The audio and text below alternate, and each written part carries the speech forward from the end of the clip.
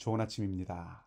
사랑하는 우리 이글스필드 가족 여러분 모두에게 선하신 주님의 평강이 함께 하시는 복된 날이 되시기를 바랍니다. 2025년 7월 4일 금요일 아침 우리가 함께 묵상할 말씀은 요한계시록 2장 12절에서 17절까지입니다. 앞부분인 8절에서 11절까지는 다음에 기회가 있으면 살펴보겠습니다. 제가 하나님 말씀을 읽겠습니다.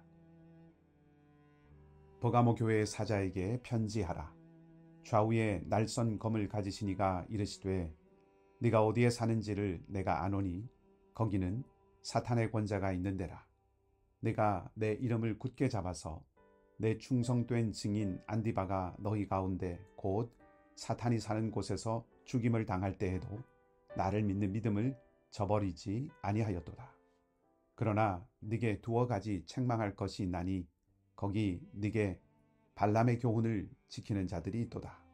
발람이 발락을 가르쳐 이스라엘 자손 앞에 걸림돌을 놓아 우상의 제물을 먹게 하였고 또 행음하게 하였느니라.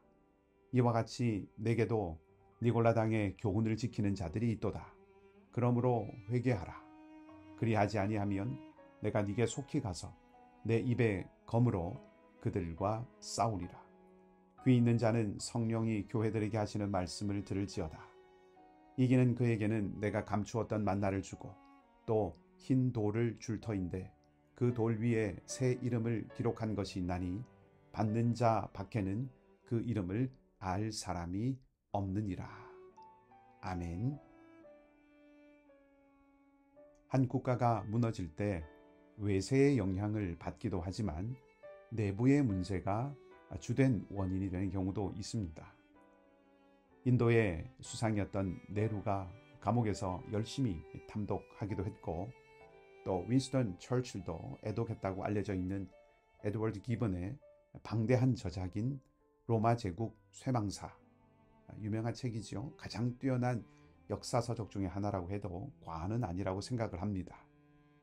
전무후무한 제국인 로마가 어떻게 멸망에 이르게 되었는가를 아주 치밀하게 탐구한 이 책은 놀랍게도 서기 98년부터 시작을 합니다. 이때는 소위 로마의 오현제라고 하는 탁월한 황제들이 다스리던 시대였습니다. 이 시기 로마는 융성했고 영토가 최대였습니다. 기번은 가장 강성했던 이 시대를 제국의 멸망을 다루는 역사의 여명으로 보았던 것이죠. 그는 번영은 쇠망의 원리를 성숙시켰다라고 썼습니다. 정점은 오르막의 끝이기도 하지만 내리막의 시작이기도 한다는 것을 간파한 것입니다.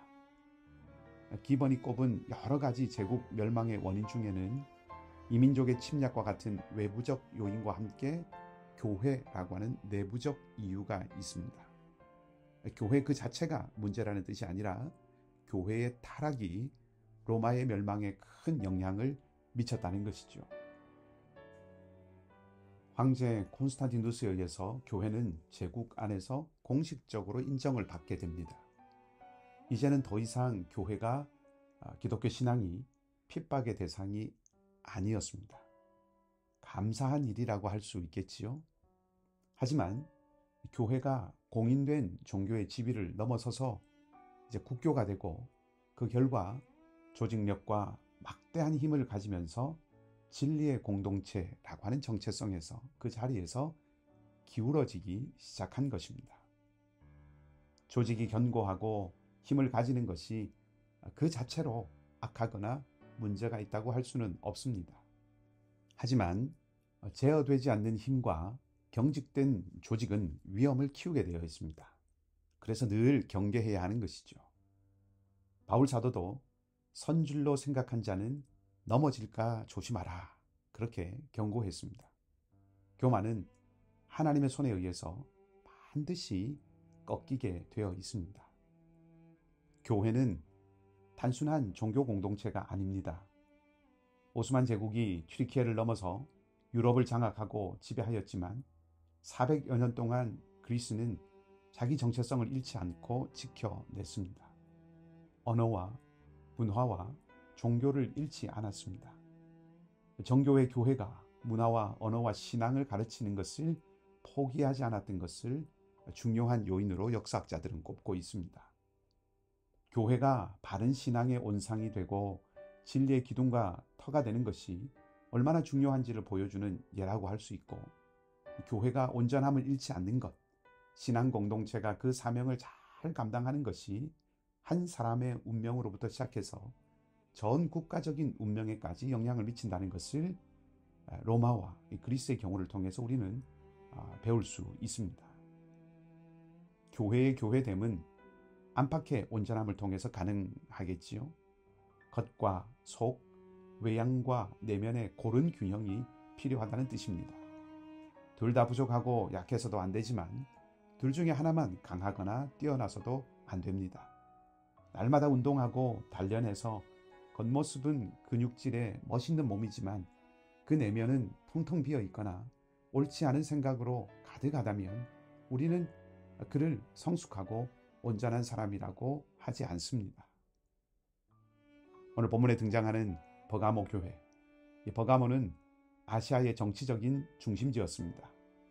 경쟁 도시라고 할 수 있는 에베소나 서머나만큼의 경제적인 지위는 갖지 않았지만 아시아의 수도로서의 위상이 대단한 도시였습니다. 도시에는 황제를 숭배하는 신전이 있었기 때문에 그 지역에서 황제 숭배의 중심지 역할을 했습니다. 전승에 따르면 버가모 교회의 최초의 감독은 요한이 사랑하는 가이오라고 불렀던 그 가이오였습니다.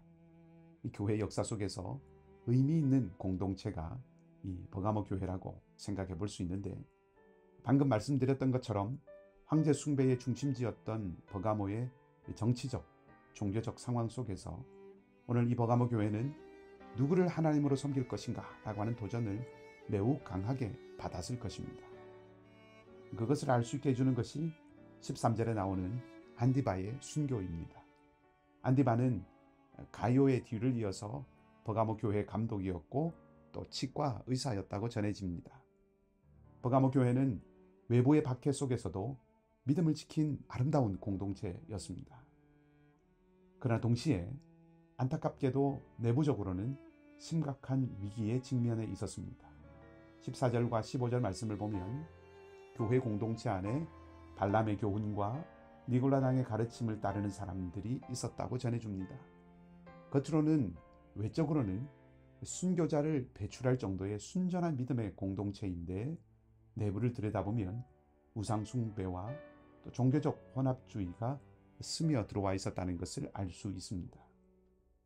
버가모 교회는 주변의 환경과 상황에 따라서 변하지 않는 그런 강한 믿음을 가진 안디바 같은 사람도 있었고, 또 스며들어온 잘못된 가르침과 문화에 자리를 내어주고 변해버린 사람들도 있었습니다.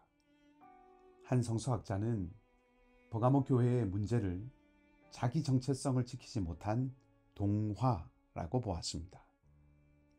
환경과 관계 안에 있으면 예외 없이 사람은 영향을 주고 영향을 받습니다. 그것이 자연스러운 일이긴 하지만 그 안에서 변해야 할 것이 있고 결코 변하지 않아야 할 것이 있습니다. 신앙 공동체가 가장 경계해야 하는 것, 신앙인이 가장 경계해야 할 것은 교묘하게 포장된 세상적인 가치관이죠. 그리고 그 가치관에 오염된, 얼룩지고 흐려진, 희석된 복음이라고 할 수 있습니다. 그것을 가장 경계해야 합니다. 교회는 하나님께 신실함을 보여야 하는 공동체입니다. 그리스도의 길을 올곧게 따르는 사람이 제자이죠. 생명으로 인도하는 좁은 길이 주님의 길입니다.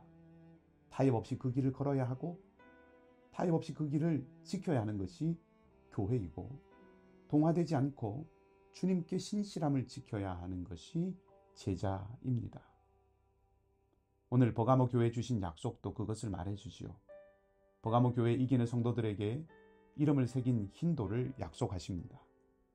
이 돌에 대해서 고대 재판정에서 재판관들이 흰 돌을 항아리에 던져 넣으면 무죄 선언이라는 뜻이 있다는 것을 감안해서 이 구절을 해석하기도 하고, 또 만나와 함께 하늘에서 흰 돌이 떨어졌는데 그것이 대제사장의 흉배에 장식된 보석 중에 하나라고 하는 그 랍비 전승에 비추어서 해석하려고 하는 시도도 있습니다만은, 테사라 호스피탈리스라고 하는 풍속에서 그 의미를 찾으려는 해석자들도 있습니다.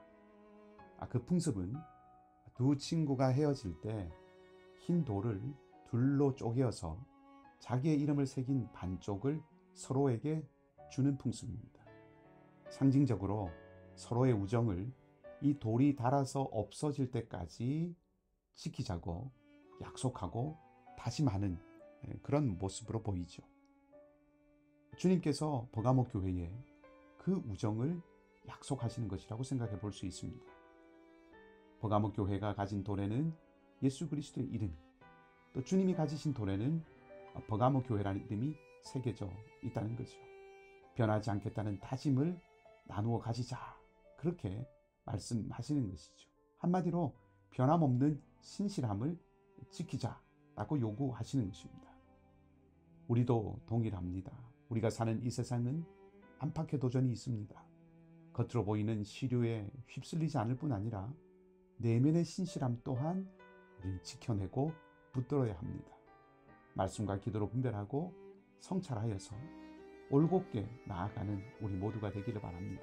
그래서 우리 손에도 주님의 이름이 기록된 흰 돌이 있기를 바랍니다. 신실하신 주님이 오늘도 여러분 모두와 동행하시기를 축복합니다. 기도하겠습니다. 하나님, 버가모 교회는 순전하고 담대한 믿음을 보였지만 또한 타협과 동화의 물결이 스며들어오는 것을 막아내지 못했습니다. 주님은 버가모 교회가 회개하고 점검하여 타협하지 않는 신실함을 보여야 한다고 하셨습니다. 우리가 들어야 할 메시지입니다.